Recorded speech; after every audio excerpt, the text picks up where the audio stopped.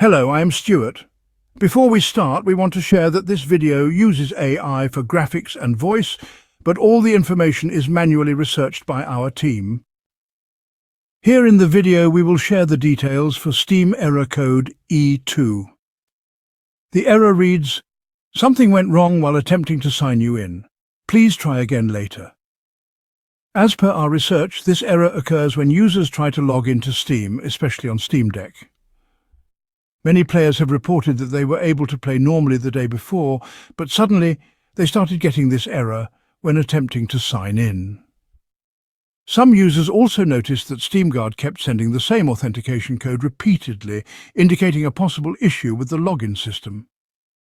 According to our research, the error is likely caused by temporary login issues, corrupted cache files, or an outdated Steam client.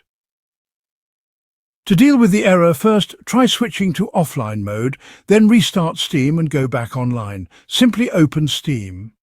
Then click on Steam in the top left corner. Then select Go Offline, then restart Steam. Then go back to online mode and check if the issue is resolved. If the error persists, try clearing Steam's cache files.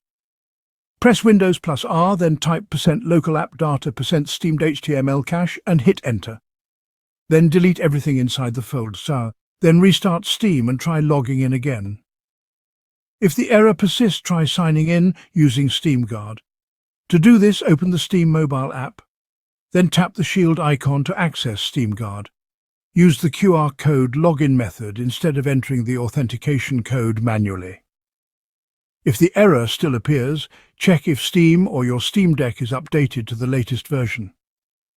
At last, if the issue still continues after all these steps, then it may be a temporary problem with Steam's servers, and you may need to wait and try again later.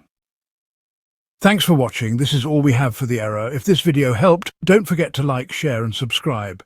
Have any questions or issues? Drop them in the comments below. See you in the next one.